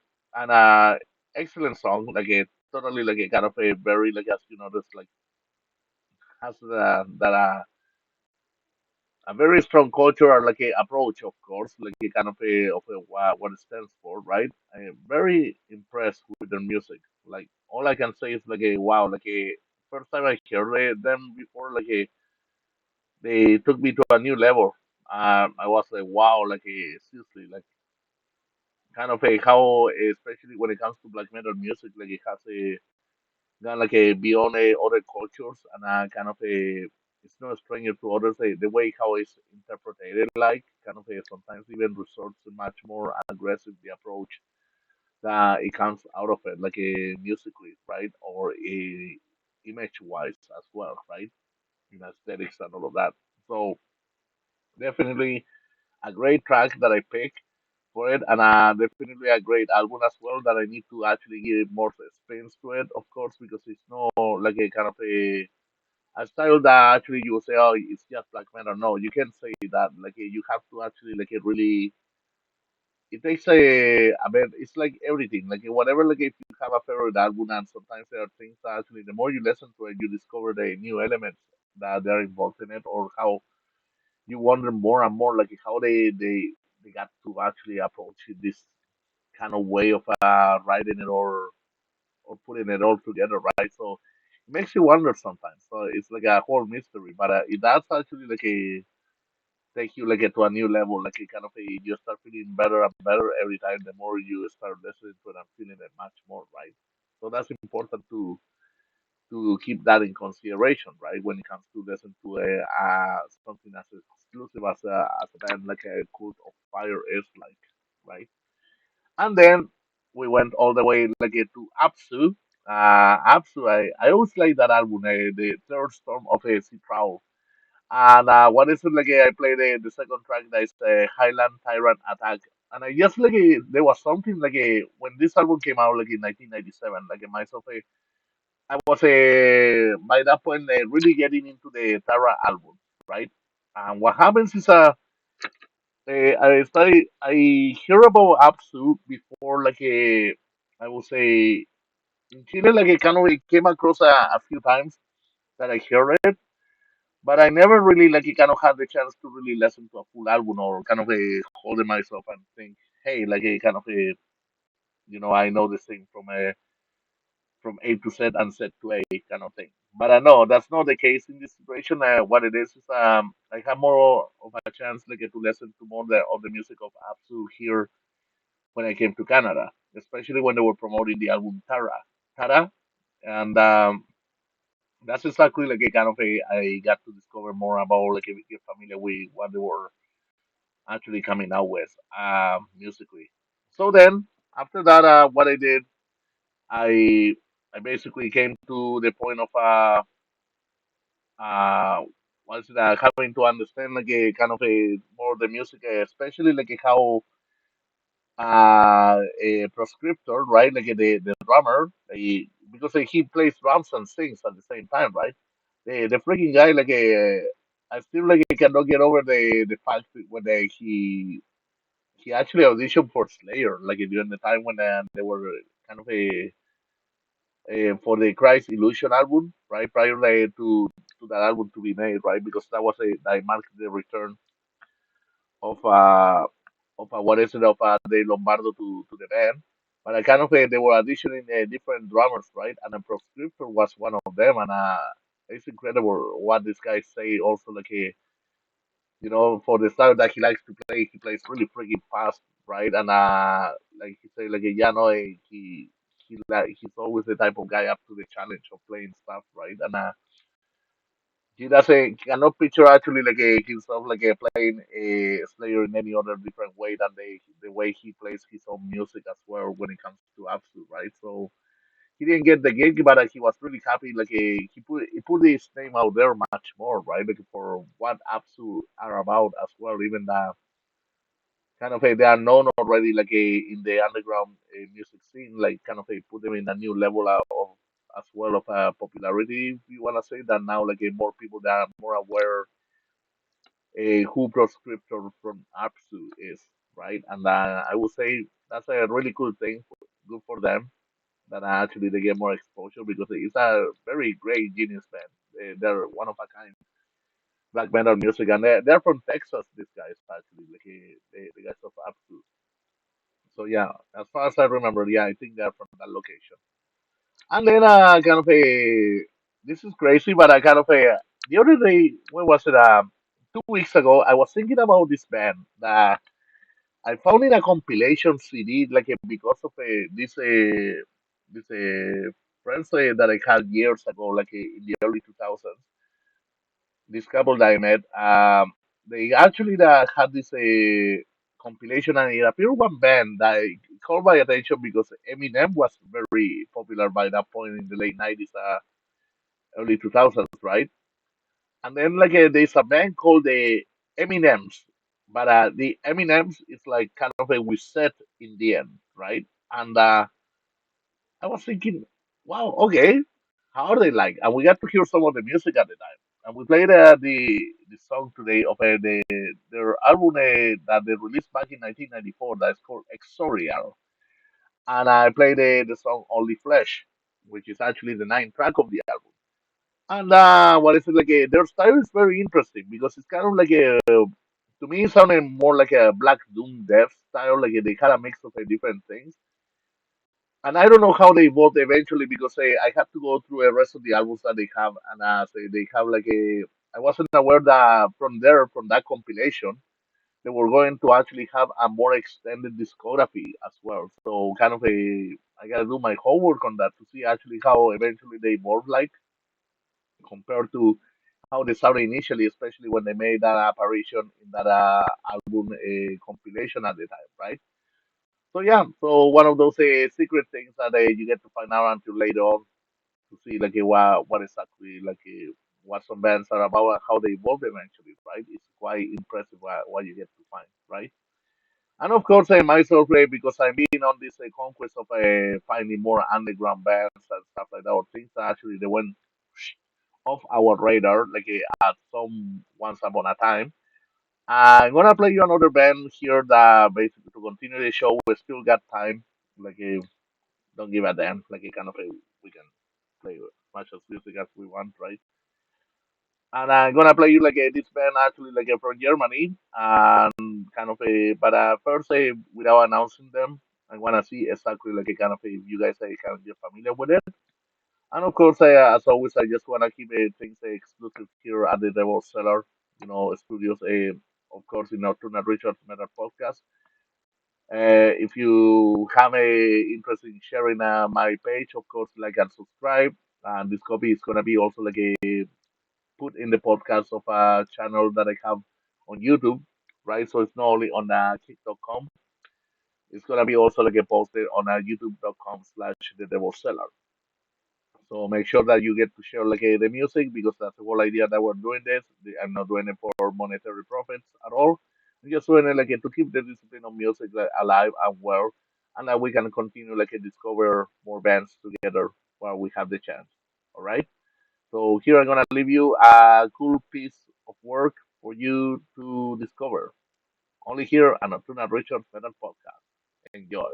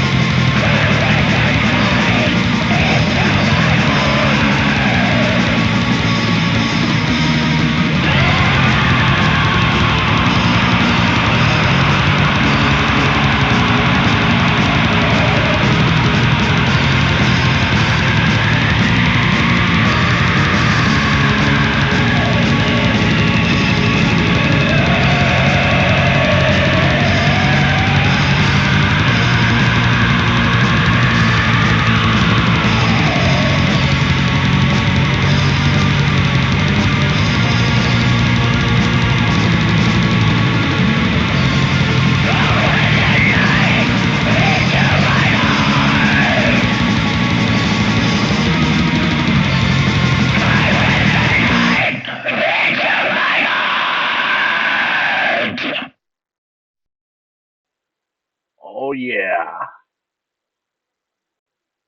that was brutal. Holy shit! It started kind of like slow, dark, and everything with the band Agas. We played the song "Enter the Hall of Ice," and that's actually like a from that band Agas is actually their release was actually made back in 1995. Now, like a kind of a, of course, it's still under investigation because I mean it's a long time actually. Like we're talking about 30 years ago, right? Since this band came out, and I mean the album, right? The album is called a Ketseri M Switch their Filter Knees, Filters Knees or something like that.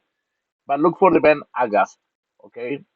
And basically you're gonna be able to find the release because it's all written in German. And yeah, that track actually was a very like a haunting for sure. Like that was super dark and everything. Like and as soon as I started to play it, I started to feel like yeah, like this is exactly what I need for a night like this. Actually, it's been for me a quiet night, so kind of like that's a big company for me. Like to have something like haunting that actually I can feel that someone is right next to me, tapping me on the shoulder or something, right? And yeah, definitely something that I gotta study much more the album. There are many things out there that is hard to keep up. So like a kind of a don't feel guilty if you don't kind of a are able to catch up with everything. Sometimes I used to do because even myself I'm trying my best possible to catch up with everything that's out there too. And not just that, because I also had to dedicate time to write my own music, right? Then what is it? We went with the band Horna. We played this actually a split of a Horn and Big Hudson, so I decided to kill two birds in one shot, right? And this split was released back in 2004, and I played the second track of the split that is actually called Rautamirski, Rautamirski or something like that, right? And actually very like aggressive, like a very like a raw, like a song, right? And these guys are actually like from Finland, right? Horna. And yeah, like a kind of a it was actually when was it that I got to discover more of the music was sometime in let's see year 2013 or something like that that I had the chance to really to go through more their music much more. But as many other bands, of course, like a kind of a with an extensive discography, it's hard to actually to keep up with everything and remember everything what they got on the releases, right? So from time to time, like instead of trying to just focus only one band, what I would try to do is I always to pick different elements, different albums releases from different bands, right?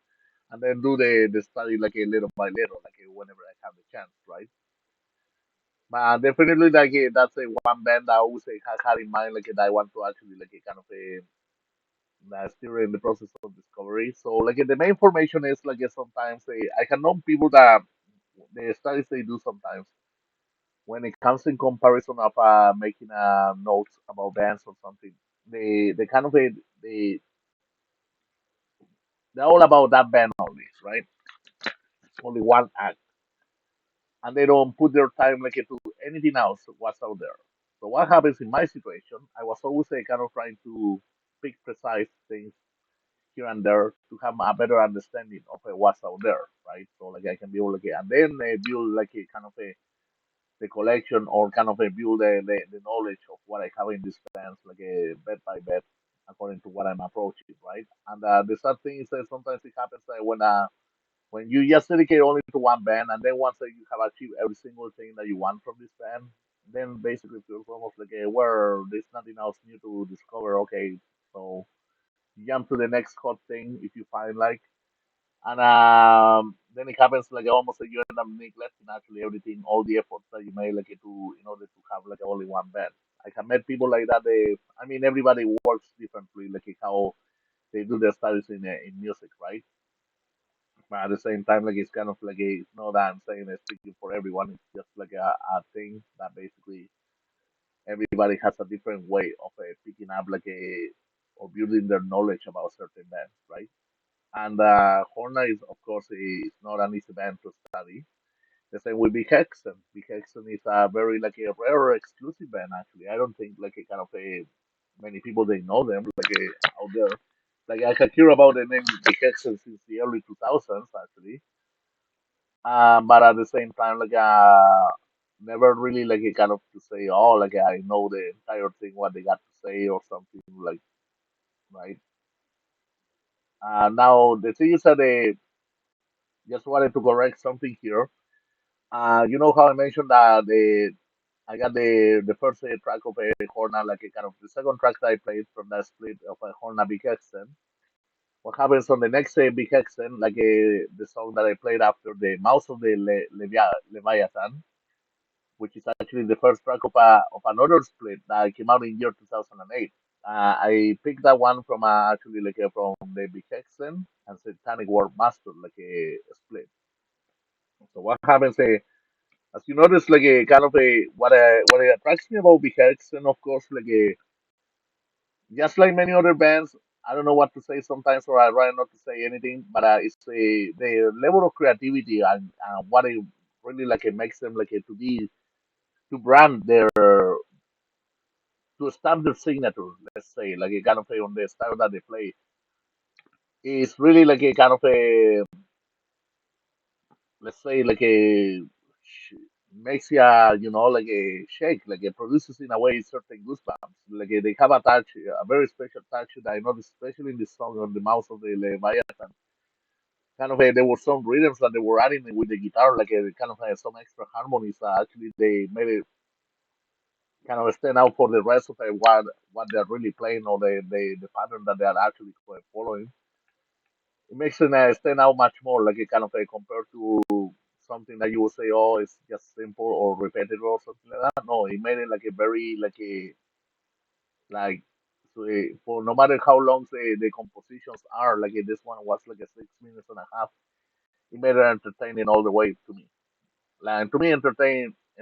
I mean, motivated like the entire time to listen more and more what's coming up next with it, what they got to offer within the same composition, right? Definitely another band that you really want to check out. And because of that title, I started to think about the band Leviathan, right, from United States. From that release, I got to hear years ago that what is it? Got released back in 2004, Tentacles of Horror. What is it like? I played the third track of it, which is called "Cut with the Night into My Heart." And Leviathan actually, I remember I got to discover things to another friend that I had years ago who was really into black metal, but then I don't know what happened eventually to him. Like he wanted to discover the styles of music, but the same kind of deal. Sometimes some people that very edgy in certain things that they select. So suppose if you listen to metal, kind of and you just stick only to one style. This guy eventually he got to participate to go to house music parties and stuff like that or clubs and which is there's nothing wrong actually if you want to expand your mind to other styles of music as well. But I kind of at the same time he was kind of leaving it behind, and he was kind of acting because he used to be one of those kind of guys who say, oh, like a kind of you don't listen to one style anymore and you leave it behind. You're a poser kind of thing, or you didn't deserve a chance to really follow something else. And he kind of fell on the trend on that because in a way he got a girlfriend at that point, right? So he started to change a lot of things in himself, which is good actually. Sometimes when someone comes to your life and produces an influence in your life, but at the same time, if you're just gonna be a kind of replacing everything and you just almost making another person next to you guilty about it, then you are the problem, like a kind of you shouldn't actually abandon things that you're so used to do or activities that you enjoy so much just because someone new comes to your life, right? So it's strange, kind of I find it really freaking weird when sometimes some people they make such determination of kind of trying to blame it on someone else because of that. Like they would actually no continue doing certain activities anymore, right? So that's not my case. I mean, kind of my wife doesn't actually listen to much metal music. She knows about metal because of me, but at the same time, we're not really a kind of a she doesn't she understands my discipline, my taste, the things that I like, and all of that. And the same with my coworkers, where we listen to music and we listen to anything and everything and stuff like that, right? And yeah, like kind of a, I mean, you can doesn't mean like a kind of a it's gonna deter you from socializing or trying things out there or something, right? But I went actually kind of like a deep on that situation and that conversation because it's an actual fact that happens that some people sometimes like it kind of they try to blame others because they oh because of this person I don't listen to that anymore this and that, right? And, like your choice is personal, right? Like you just do whatever you enjoy and you carry on with it, right? But anyways, I like a kind of this former friend showed me years ago the band Leviathan, and I remember like in the cover artwork of the monster that appears almost like a kind of like an ancient drawing kind of thing, right? And which is really cool. And I was told like basically it's one of the part of the band's projects actually that comes from people that they are involved with a SaaS tour or a cult of Azazel or bands from the US black metal movement kind of thing, right? And it's supposed to be like one or two people that they're involved in it, and they have different circles around that basically like involves other musicians to take part of it, which is really cool, right? So that's an album I need to catch up for sure, like a much more. But I do remember it really well. That I always say has a space in my memory, like in my head, there, like for me to listen and revisit it once again, right? So now we're coming. It's a 126, and I'm gonna actually we have played so far like a for a 12, 16. I'm gonna go with four more songs for all of you. All right.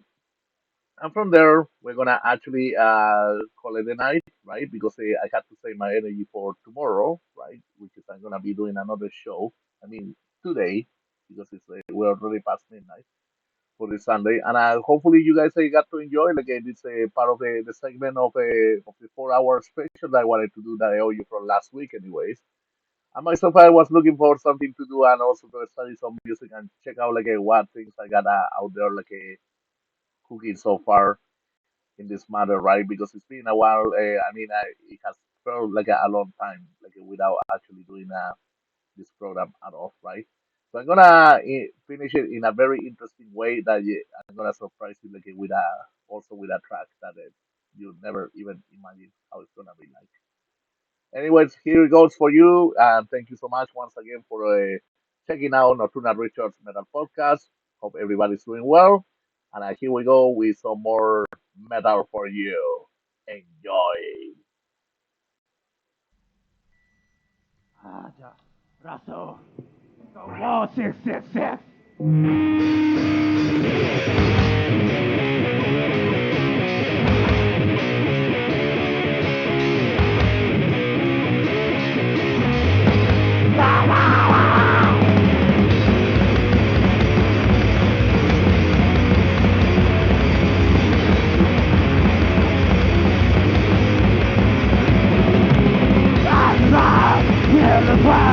Never let down. I just walked out.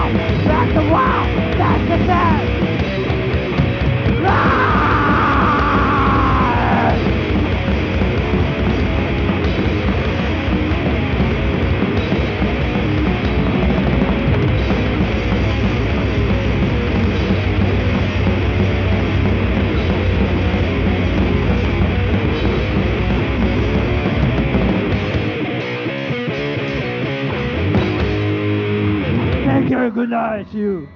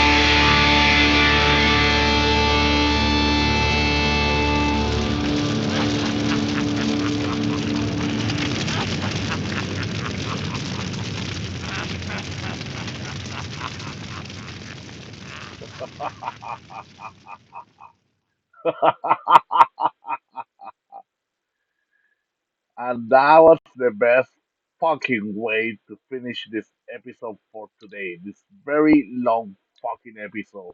Fuck, that was dark as fuck. Freaking incredible. Feel fucking glorious right now. Wow.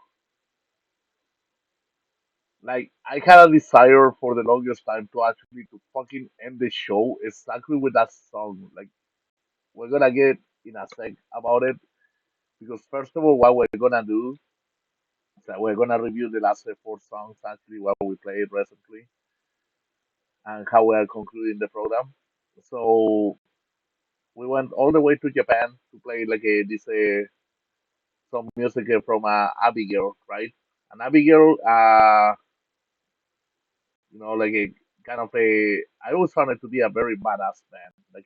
I remember back in Chile, my at Aldo's place, there was this poster of Abigail, and in the poster, kind of it shows this guy like holding a freaking katana in black and white and with corpse paint. I go, oh yeah, that shit is freaking badass. Like it's something exactly much needed, right?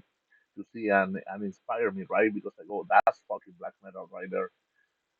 And what I did is I always wanted to check out much more about the music. So I came across this thing that it's almost like a split or something like that, along with the band Barbados. It's another band from Japan, right? And basically, like a kind of a what I played the song today, the song War 666. That is a live performance of a what is it of the what is it of the that is actually in the content of the sexual metal holocaust that was released in 2002.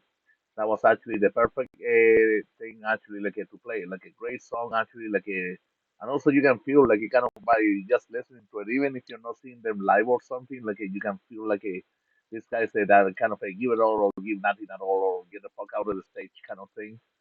Like the way they actually they did the performance, it's freaking amazing. So I imagine it in my head how actually I seen some videos through YouTube how kind of how they perform live. At the same time, by listening to this song alone, I was like kind of feeling like, yeah, like I can imagine this guy say they must be brutal as fuck, like it's kind of super wild, right?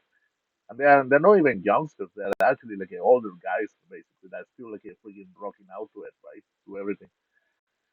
So yeah, definitely a band to check out. Much more with a long discography, and also it has a lot of contains a lot of splits with other bands around, which is actually helpful in a way to get the names out there, right? Then the other day, when was it? Uh, I came across what is it, a few weeks ago, I was reading one of the old magazines that I have downstairs that I have for sale, and suddenly I come across this band called Demonic, and I couldn't read the title first, but I recognized the logo and the cover artwork that they had of their release that is called The Empire of Agony that was released back in 1997. And the thing is, this guy from Norway basically, the band didn't last for very long. Like it's only like a few years. But when I had the chance to actually to check out the release, I always was keen about checking out on only the album if I had the chance, because I came across twice with it, to see if I had the chance to purchase it. But then it kind of just a slip off my mind, right? Until now, it kind of I found the magazine and I see the promo picture of it, and I'm basically thinking, hey, I remember the cover artwork of this band and everything. So maybe I'm gonna do a search around if I can be able to access to some of the music, right? And I was able to access to two releases of it, and basically, these two releases, one of them is The Empire of Agony, and that came out in 1997, as I mentioned earlier. And I picked the track to play today for you guys, His Eyes Burn Hate. And actually, that's a freaking excellent title of it. Along with what I was playing in regards to the whole song that I basically is gonna be well connected with it in regards to War 666 of Abigail, and then End Still, that I played the song War Metal as well, right? So yeah, so one of the things that I wanted to actually check, for example, in the thing here. What is that? There it is. Okay, so what happens is like with the whole thing of the band demonic, like a kind of a, as I say, like it has like a very unique and interesting sound, and sometimes like it's kind of like a gives you an idea of like how it provides you an idea of like how the future of black metal was going to be like in a way by that point of time, like in the mid '90s. So kind of definitely another band to do more study about. And then we jumped to End Still, which is actually one band with a long discography as well, and I haven't had the chance to listen to every single thing of it, but what I have listened to it is really freaking badass because it's all about war metal, as you say, the title of this song itself, right? Uh, I picked that song from the album Operation Winter Storm, right? That was released back in year 2002. So they have such a long discography, and I had to like really like these guys at one point they were almost releasing like they were having a release every single year. So imagine how hard they were working actually in building the discography along the way, right? Until the recently, not so long ago, like after the album Capitulation that was released in 2013, 10 years later they released an album that's called Detonation, and Detonation was released in 2023. So imagine, I still gotta do a lot of study about this band, and it seems like a kind of infinite sometimes because there are so many bands out there that I gotta catch up with. And then I had this thing that I wanted to tell you guys, like the way I wanted to end the show I was thinking, okay, probably this is my chance to really like a freaking finish it how it's supposed to be properly to be done for a long show like this with a long song like a 1349. And I remember like not so long ago I was listening revisiting the album Hellfire that was released back in year 2005 and I was listening to the last track, like the song Hellfire, like after the whole aggressiveness of the whole, like how aggressive and fast that album goes, like. I was listening to that song, that last track, and it's perfect. It just like it's the A track of the album, and as the band is called 1349, the song itself ends at 13 minutes and 49 seconds. Like, can you ask for more for that? Really? Like, it's freaking impressive. So I was like, I go, this is the song that I want to actually one day finish my show with. So it was a few months ago that I was listening to this full album, and when this song came up, and it's so enchanting, like those that riffing that it goes along the way, and the drumming, like everything's so fucking perfect. It's incredible, like actually to the point that when you're playing the music, like in the way it goes, like kind of it's just incredible. Like I cannot get over it, and that's a I think I have accomplished what I wanted. Like another accomplishment is right there of mine that I have played a song that actually that I always wanted to close the program with perfectly with something like a nice way of doing it, like and with an evil laugh as well. That's why I did the evil laugh in the end, right? With the whole thing, so it sounded alike. I was trying to make it sound the same way possible. So this is it for today. Like, thank you so much for whoever like had the time like to put attention to this program to survive the 4 hours of five, 5 or 4 hours, whatever. Like of streaming. And thank you so much for checking out all the music that I had ready for you because tomorrow is going to be another day that basically I'm going to be up to date with all the shows that I'm doing, except that tomorrow I'm doing only a 2 hour show. But of course, I wanted to really impress you with a lot of the things that I had to play with like today, like a kind of just to twist your mind a bit, right? Just like twisting the fucking cross earlier.